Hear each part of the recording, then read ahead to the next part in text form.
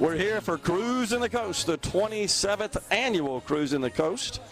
And we welcome to the program now the Commissioner of the Department of Public Safety, Sean Tindell, and the Chief of the Capitol Police, Bo Luckey. Gentlemen, good to have you guys on today. Great to be here on this beautiful, beautiful Wednesday in Biloxi, Mississippi. Chief, this is great, isn't it? It is. It is. It's a beautiful day, and it's my first time cruising the coast. Yeah, well, welcome. I know, Commissioner, you and I have spoken every time we've come down here, which is always a delight.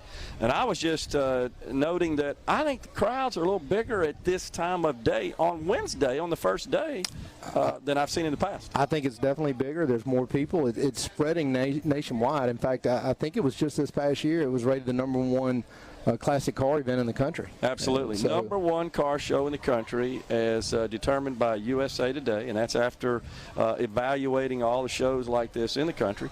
And we had Rob Sigler on, who's the registration czar, I'm going to call him, and he said that we got 9,000 registered. 9,000! And they have to be older than 1989, have to be produced before 1989. It's kind of hard to believe there are 9,000 of those still in condition to be here, and they all look like they came off the showroom, is what they look like to me. They look brand new. I mean, it really is a spectacular event. You get to see all kinds of different cars, classic cars, and even folks that aren't registered. And it really, you know, I've seen Lamborghinis and McLarens and all kinds of cars down here. So. Isn't that cool? And we're told that there are entrance vehicles from 48 of the 50 United States. That's incredible. All descending on the beautiful Mississippi Gulf Coast. Yeah, what a great boost for our state and tourism and just really across the board. And you know, and I was here when it started off really small. It was in Gulfport. It was down by the hotel in downtown Gulfport, and it was just a kind of a small event that Woody Bailey put together, and it has grown into this magnificent thing for our state. Jimmy Ladner just told us it was 300 vehicles in the first year. Now we're over 9,000. How incredible is that?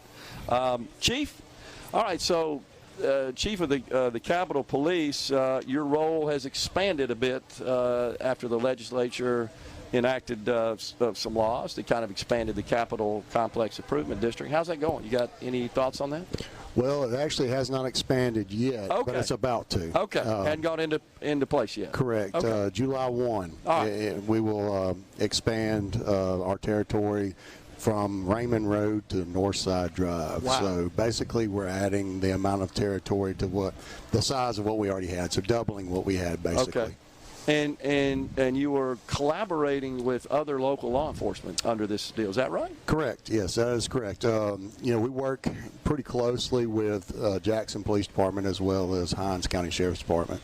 And then, of course, we also work hand in hand with DPS, MHP, MBN agencies under the same umbrella as us. Sure. So does this mean, Chief, that you will have to add staff to the Capitol Police? You know, that's what we're looking at. In order to keep the same model that we've got going right now in our current area, we would need to add pretty significant amount of staff to keep the same presence up in the new area. Okay. And Commissioner, how does the Capitol Police integrate with the Department of Public Safety? How does that work? You know, I think it's been a great transition. Of course, they came over about a year and a half ago, and since then they grew from having about 75 officers to now just over 150. We told the legislature that we were going to need upwards of 200 with the expansion, but you know, you can't do it all overnight, so it's a process where we're recruiting, adding officers, and really a force multiplier for local law enforcement.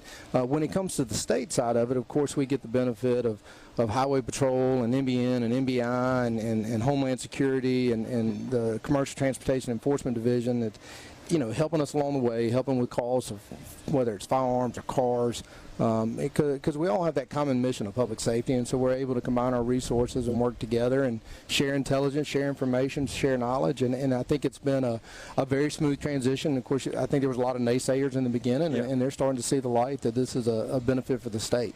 Yeah, I think that's absolutely right. I mean, I know there's some legal challenges to the law, and not exactly sure where all that's going to land at this point, but I think overall this was the right decision, the right move. Look, when you can enhance public safety, I think it's always the right move, and I do find it, you know, very interesting. when you look at other states, and it seems like you've always got one party that's wanting to bring the politics into public safety. With our leadership in this state, it's always just been do your job and go do it right and do it well, and with that, public safety improves and people are happy. Yeah, I absolutely believe so. And I'll just say that whenever I'm in the Capitol area, I always see a nice presence of Capitol police officers, and they look like they're out and about doing what they're supposed to be doing, which is patrolling and looking out for the safety of the people in the area. We've got to have a safe Capitol area and a capital city. The state cannot thrive without that, in my view. What do you think, Chief? Yes, sir. I agree with you 100%, and that's what I ask of my team every day, is just to be that visible presence out there, that deterring factor for the criminal element, and that force multiplier for the surrounding agencies that were already in existence before us. Yeah, well, typically when I interact with them, maybe it'll be at events and stuff, and that always courteous, always respectful, always professional. And I want to point that out. So it looks like you got a good team. But Commissioner, if we're going to get up to what'd you say, around 200?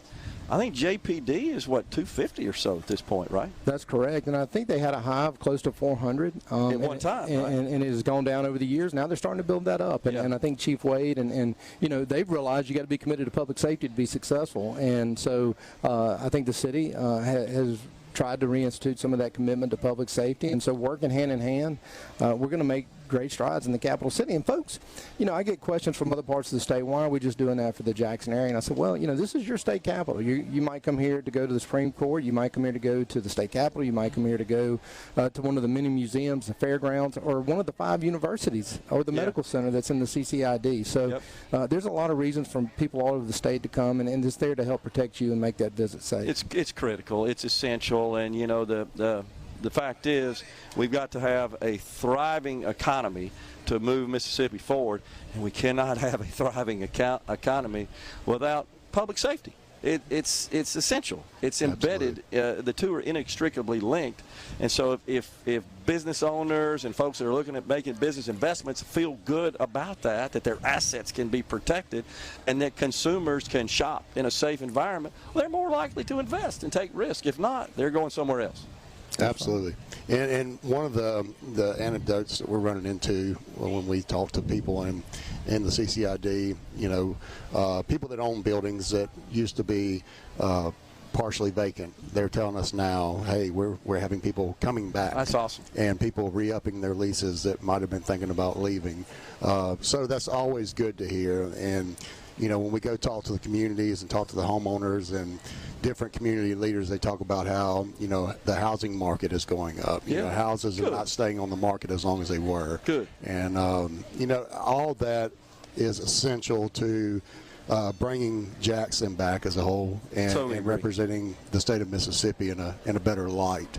Once we start, like you said, your number one priority is whenever you're an investor or a homeowner is safety. Sure. I mean, that's one of the things that you want to secure investment. You want to secure a place to raise your family and to live your life. And, that's what we're trying to promote in Jackson with Capitol Police. And I think so far it's been an overwhelming success, and the community is behind us more than we ever thought they would be. Totally agree. I see it. I feel it. I hear it. Commissioner, it's hard to believe, but that legislature will be back under the dome here in just a couple of months. Anything on the radar for you, sir, at the Department of Public Safety that you need to work with the legislature on? We're starting to approach them about our agenda. I mean, one of the things that I'm going to make a big push for this year is bringing back mandatory driver's education. I'd like to see it put back in our schools, so we got to work with the Department of Education on that.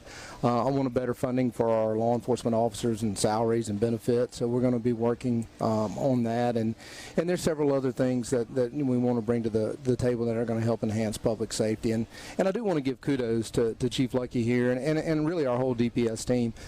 Chief Luckey came into a situation where he knew we were going to be growing the role of Capitol Police and has led by example, working late hours, showing up at crime scenes that typically you wouldn't see a chief at. But he's done that job trying to motivate his men and women that are there, and they've really bought into his leadership and really our whole agency. Colonel Ginn, Deputy Commissioner Davis, Deputy Commissioner McDevitt, everybody's working together to make sure that they're a success, and I'm really proud of our whole team across the board at DPS with what we've been doing there. No doubt about it.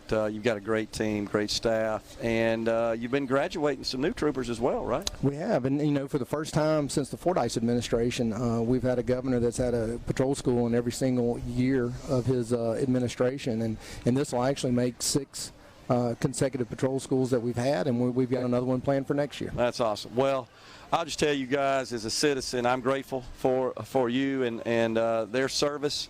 Those that are under your watch there, they are so professional, so respectful, and we are honored to have them protect us in the state of Mississippi. Appreciate it, gentlemen. Yes, Thank you for coming on. We're stepping aside for a break right here. When we come back, it's Jeff Lane with the Molly Ringwald. Stay with us.